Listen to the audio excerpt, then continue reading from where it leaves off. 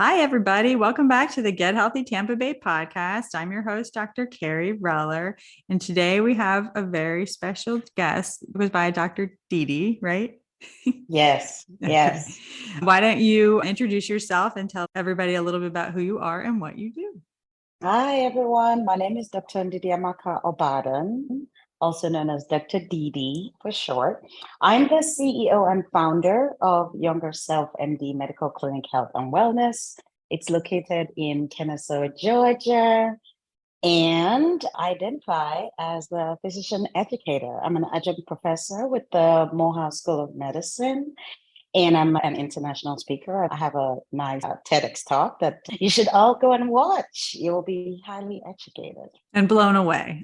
I think your thank, TEDx talk was awesome. So thank please you. Thank look. you for having me on the podcast. And I'm a nephrologist. So that's a kidney physician. We'll be talking more about that shortly. Yeah, I did not know that you were a professor at Morehouse. So that's really neat. Cool. Assistant professor. Okay. Yeah, the adjunct. There's so many steps in the Mhm. academic world. And yeah. So Well, awesome. So, nephrology, can you tell our listeners basically what a nephrologist is and what you do? a nephrologist is a kidney physician. So generally, people go to med school, they go into residency, and then they become general medical physicians after their residency in either internal medicine or family medicine, or whatever other specialty they choose. They have surgical specialties. And you can decide from internal medicine that you want to go on to subspecialize. Okay. They make it easy for you to keep training and spend all your years training and getting more. And you get an extra 2 years or 3 or sometimes 4 of fellowship to become specialized in just the kidneys. And so that's what I did to become a nephrologist. And there's some other people who go on further to subspecialize and become transplant nephrologists because they only want to focus on a specific part on people who have already received a transplanted kidney. I didn't And even know that was a secondary thing. Yeah. oh yes, oh they have so many, and then you can become an Mhm. interventional nephrologist, and it just keeps going on. Like I said, they make you stay in the pathway if you choose to, and then at some point to decide, okay, yeah, so I want to, and that's fine. I mean, to each his own. It actually took the intervention of one of my friends because she called me one day. She's family medicine. I don't know if I should be spilling this gut. I mean, well, she probably, I don't know, she's probably never going to hear this, but if she does, that's okay because I'm not lying. It's true, right? So she called me one day and she said, Didi, you have been in training for so many years. When are you going to actually stop? Like, are you ever going to stop this? And I'm like, oh, this is the worst friend ever. I've never, this was, I said, this is a bad friend. How can she tell me to stop training? You know, because I come from a background where education is Mhm. very important and I'm Nigerian originally. And so we as Nigerians really value education. The more educated you are, the better. And I don't think there's anything wrong with that. It's just that at some point you definitely need to figure out this balance. You know, her point was at the time, there are other aspects to Yeah. life, right? And because a lot of, I don't know if you want us to go this deep on your podcast. Okay. So let's stay, let's stay on track here. But the point is, with all those excessive intensive training, they come at a cost. There's an opportunity Mhm. cost to all that, especially as a female immigrant, all the other titles that we may want to have on ourselves. And then if it is your priority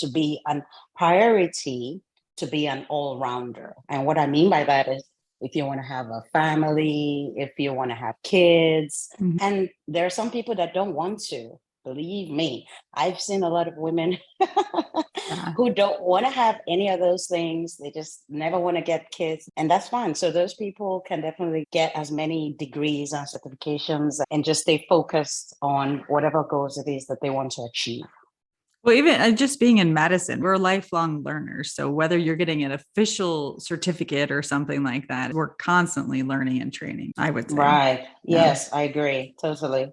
Well, lifelong learners Mhm. and how much emphasis you place on the certification at the end of the day while some school of thought really want to get the certificate as evidence to prove that they actually got that training. I mean, that's a totally different conversation, okay? Because I was just having that's out of the scope of this podcast. Well, anyway, let's bring it back to the kidneys. So why are the kidneys important? Why do they devote such a long training and specialty to this field? So the kidneys, yeah, that's a very good question. I often say that like two small bean-shaped kidneys located at the back, and they tend to be overlooked. They're really small but mighty and resilient. When you have a heart problem, you have severe heart pain, not able to walk, yeah, boom, everyone knows usually, and they rush you to the hospital. It's very dramatic in presentation, right? Mhm. Whereas the kidneys, they're so strong. They're like, before you kill me, it's going to take years for some people. I mean, there are some things that can cause you to have immediate kidney shutdown. We're not talking about those things. The more common things are the things that cause chronic kidney disease, which we define as impaired kidney function over 3 months when your kidney function stays decreased, Mhm. right? And so the insult occurs usually over a period of time and starts to prevent the kidneys from doing its function. So they help with a lot of things in the body. Most importantly, excrete toxins. They filter out all the blood and they get rid of all the toxins in the form of urine. So you produce urine as a result of the excretion of those toxins. They keep the blood volume, your blood pressure in check. They help to regulate those things. They also help with maintaining your electrolyte balance. So, like your sodium, potassium, calcium, magnesium, phosphorus. So, they help with regulating all those things. And those are important because they all help with a lot of functions. All those electrolytes help with a lot of functions with electrical parts of the heart and keeping the body functioning properly. So we say they maintain the body homeostasis, essentially. The kidneys also have a hormonal role. They produce erythropoietin, which helps to keep the red blood cells in check. And that's why when you see people who have really severe kidney disease, they may tend to become anemic Mhm. because now the kidneys are not able to produce the erythropoietin. And surprisingly enough, we talked about calcium and vitamin D functions. The kidneys help to regulate that as well. And so when people have problems with those, they can start to have problems with their bones. And so, yeah, they're small organs, but you see they're involved in almost everything, the body. And so they're very important. And I think, as I said earlier, they're very like resilient. So when things start to happen, unless it's really something major, sometimes let's talk about chronic kidney disease. It Mhm. takes years for the symptoms to manifest. And so a lot of people are walking around with impaired kidney function for many years and they don't know about it.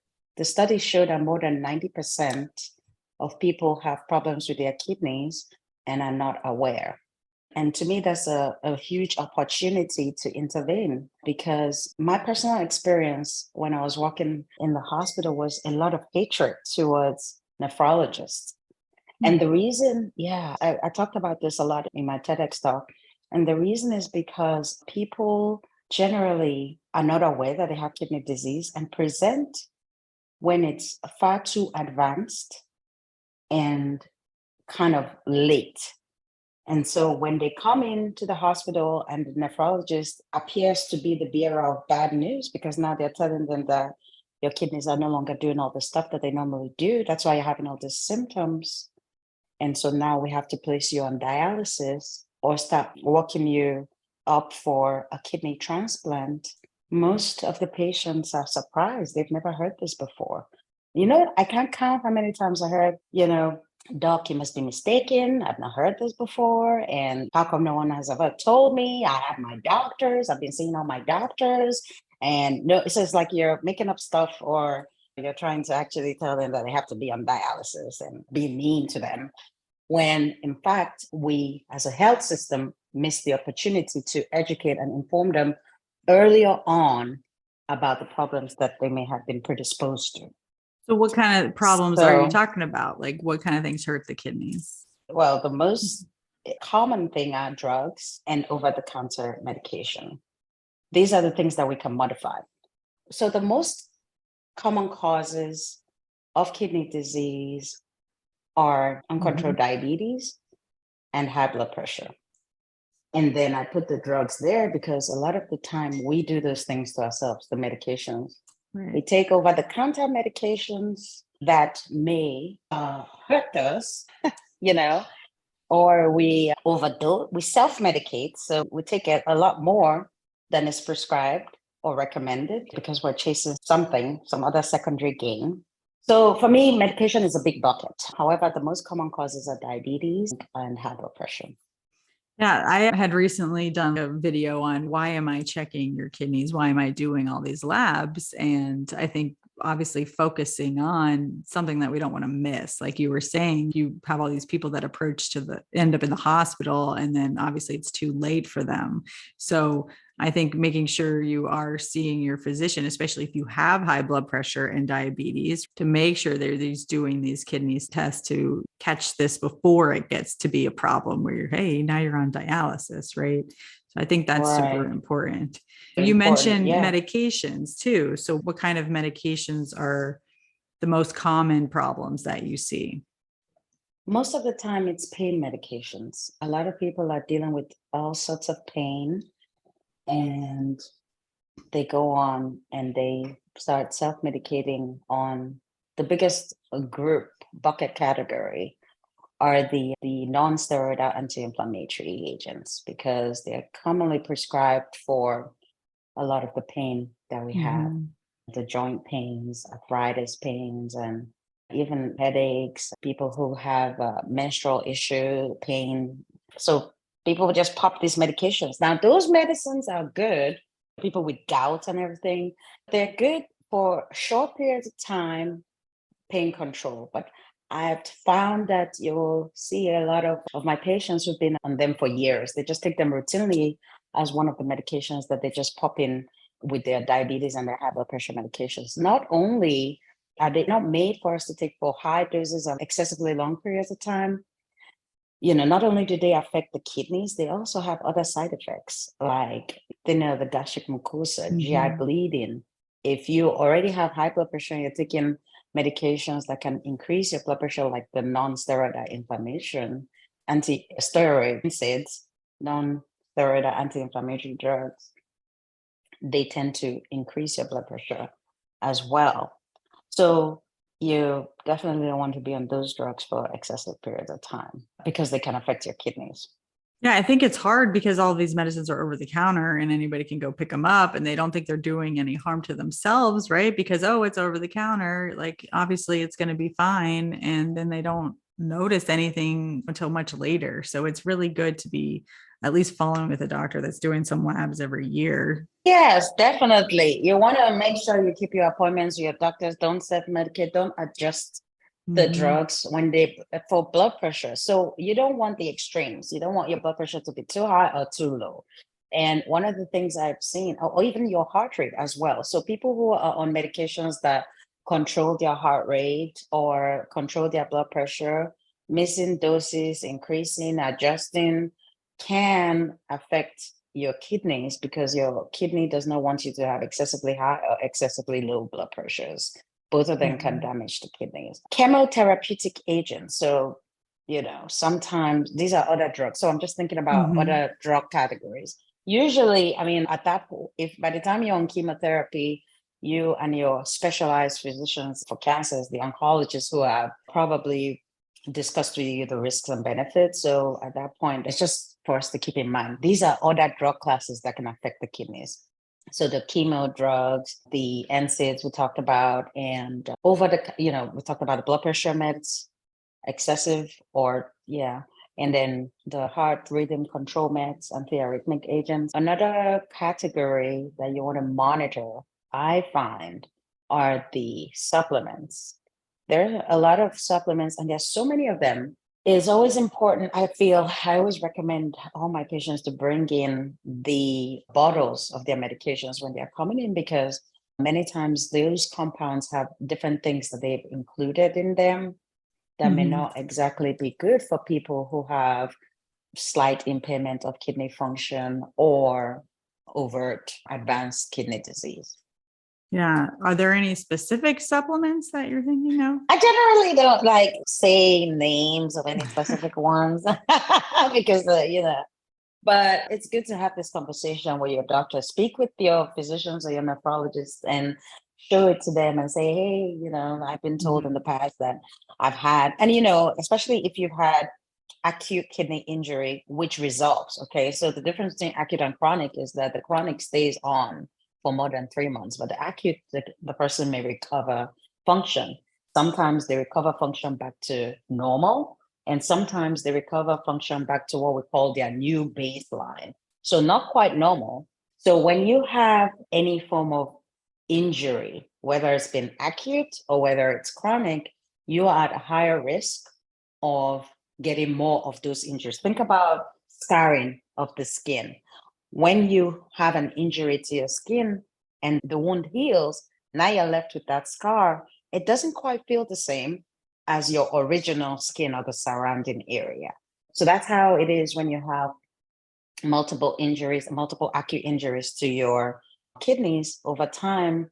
Now all of a sudden everything is becoming all fibrosed. It's full of scar tissue, and that's where the kidneys start to have a lot of issues. By the time you have a lot of those insults over time, now you have just your kidneys are not all scar tissue. Does that make sense?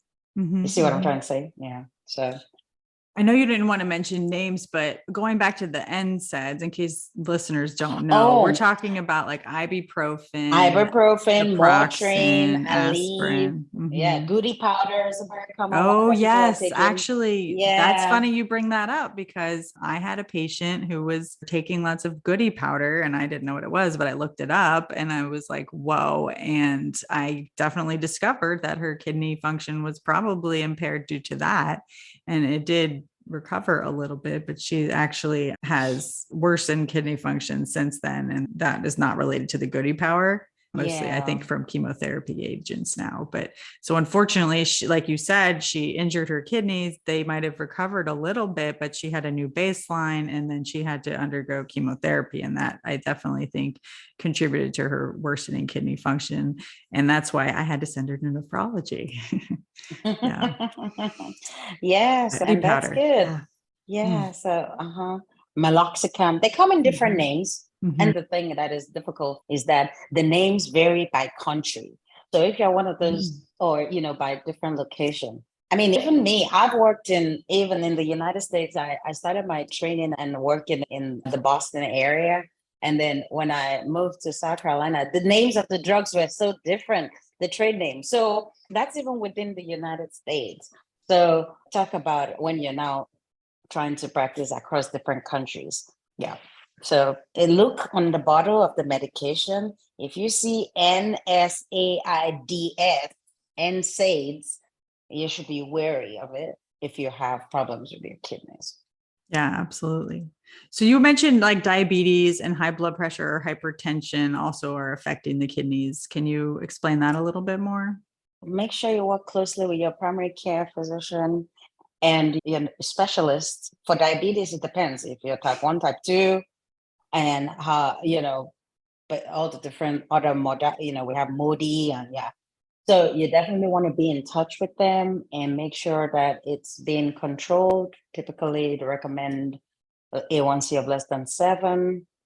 It's how they're monitoring it. You might be on a variety of different medications to get those under control. So that's the goal. You really want to get them under control. You want your blood pressure to, depending on all the other comorbidities that you have. So what I like to say is this. I think what is important for this podcast is that it is individualized care. One threshold or one recommendation might work for one group, one person who just has one risk factor and one comorbidity, whereas a different set of recommendations may be perfect for another person who now has, they're really old or really young and then have other comorbidities like heart failure and all that. So it's very important for you to make sure that you're keeping your appointments and having these conversations. I always say, ask the questions If they're using jargons and terms that you don't understand, go with your notebook and write them down. Because usually the doctors may not have the time to just download all their 25 years of knowledge to you in just one visit, right? Especially if your visit is for 15 minutes or 30 minutes, or even if it's 2 hours, it's still going to take a lot of time for them to give you all the information you need. So you going in with the expectation that you're going to leave there with everything might not be quite realistic. So take the notepad, do some research, ask questions, build a rapport.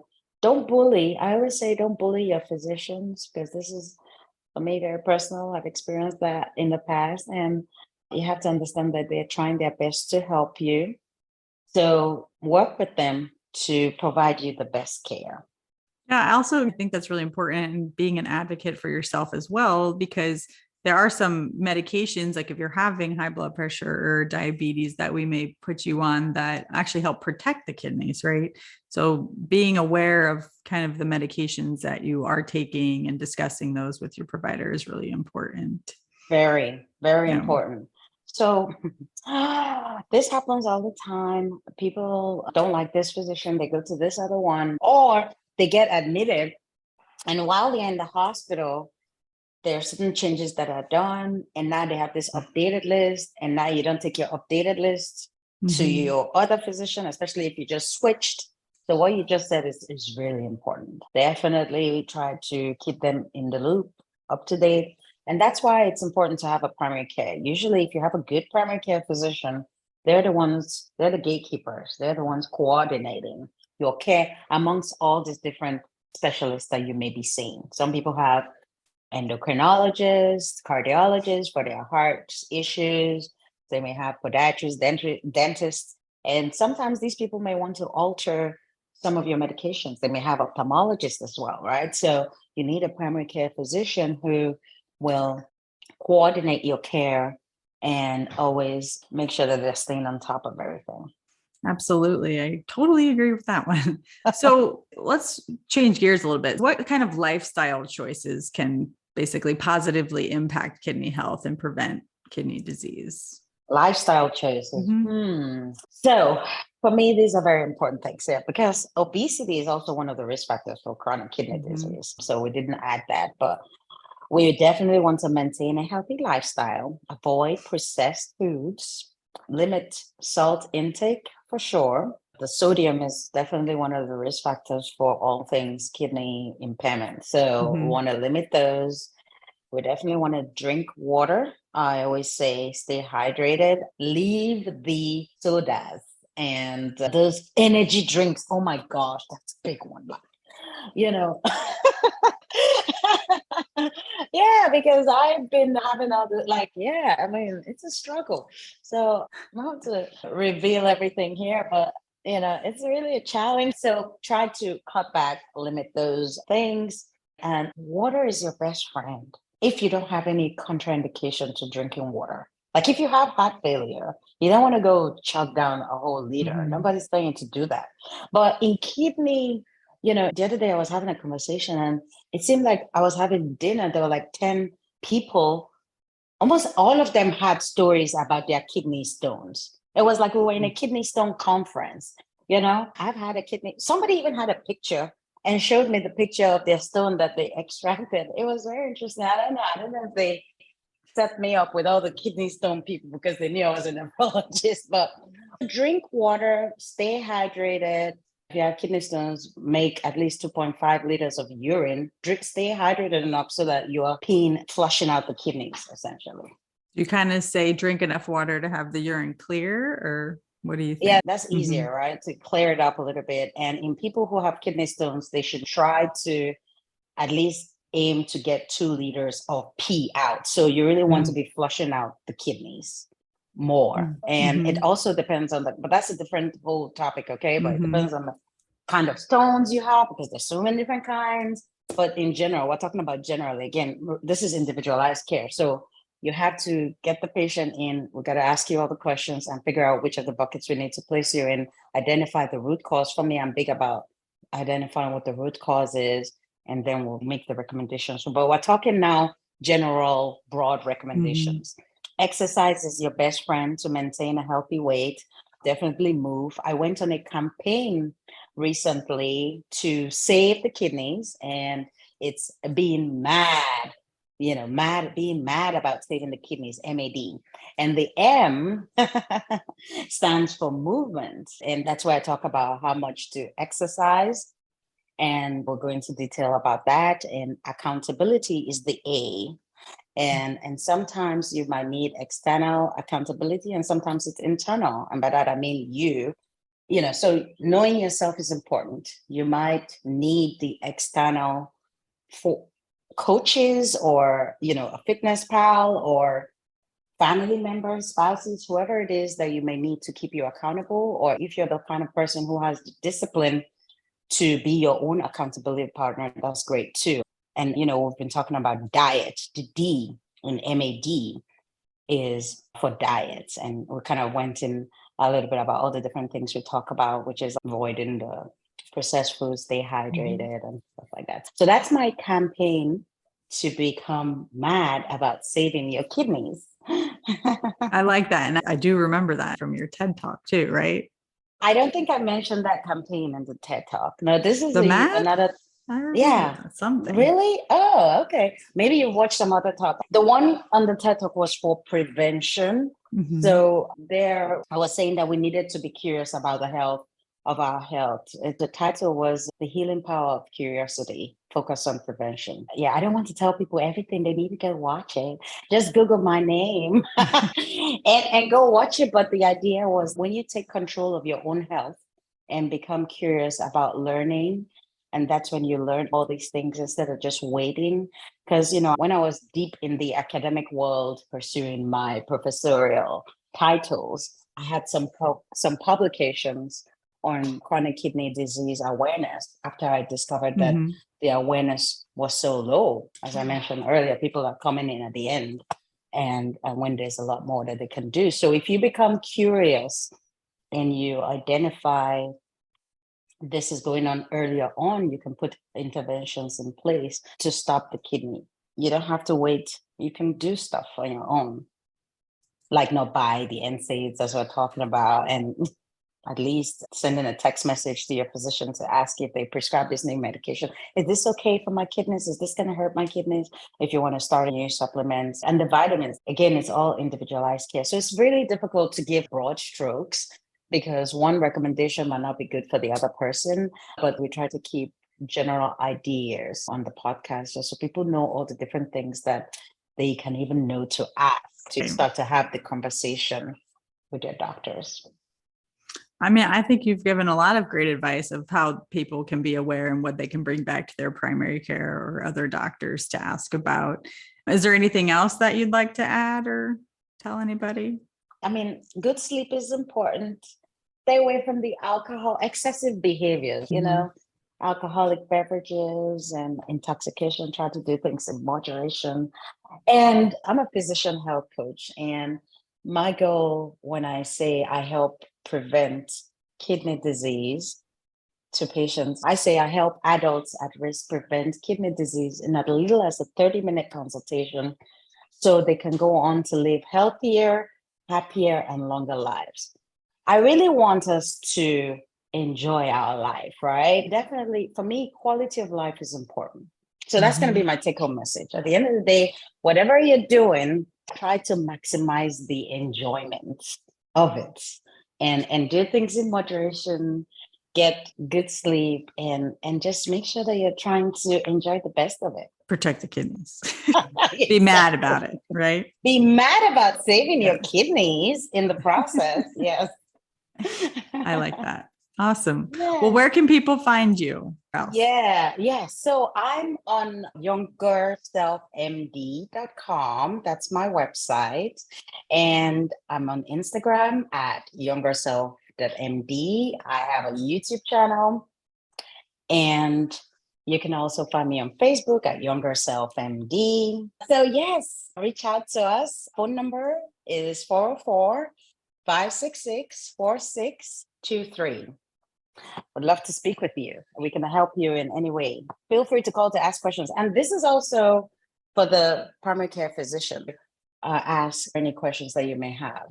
All right. Well, thank you so much for coming on the podcast. We'll put all that in the Thank show you. notes, and we'll tune in next week for our next episode. Thank you. Thank you for having us. Thank you for having me. All right. Bye.